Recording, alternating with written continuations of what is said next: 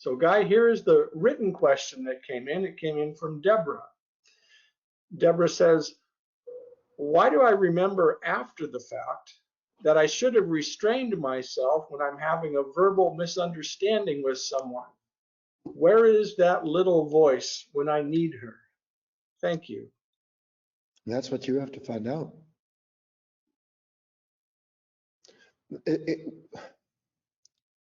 Nobody can explain your mind to you. You have to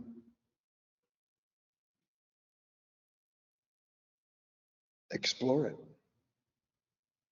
And you can only explore it by going into it with no understanding of it at all.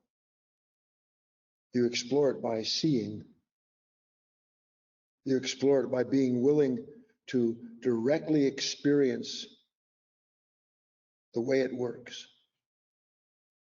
We are intended not to be the servant of a mind, of a consciousness that has its own agenda and serves it faultlessly.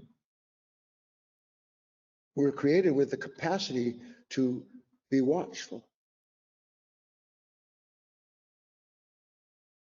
to be present sufficiently enough to start realizing, let's see now, I've kind of been asking a question like this for, I don't know, 800 years. Like, why do I only see that I did the good that I didn't do the good that I wanted, but I did the evil I didn't afterwards?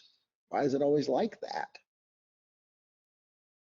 Then you start to see, well, the reason that I only discovered afterwards is because the action of being asleep to myself and acting out the conflict that creates those conversations that are cruel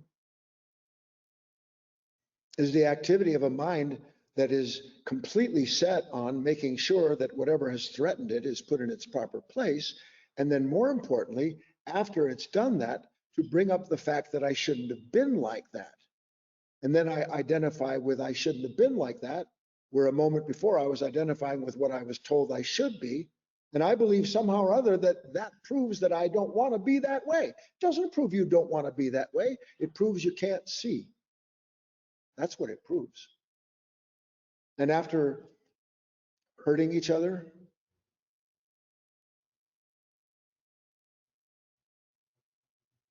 in so many ways that it can't be counted, one day it really becomes important to you not to hurt another human being. And that becomes what you value more than anything else. Please, God, don't let these lips move without me knowing what's moving them. Please, God, I'm on fire. I don't want to scald somebody. But the alternative is to burn up. The alternative is to suffer myself instead of finding someone else to blame for the pain I'm in. Then you stop doing what you don't want to do because you're aware of what's doing it to you. You won't have to ask. In some ways, the teachings are absolutely, you don't have a chance without the teachings. You don't. No human being ever has.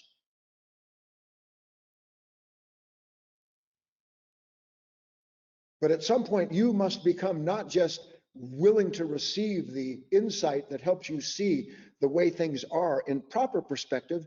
One day you start to recognize that we've talked about this, that the student and the teacher appear at the same moment. And the teacher is not just the event that's showing you that you can't do anything but hurt other human beings. The teacher is saying, will you see that that's all you can do? Because when you see it, lo and behold, in comes the fifth element of enlightenment, which is humility. But that's another topic for Sunday.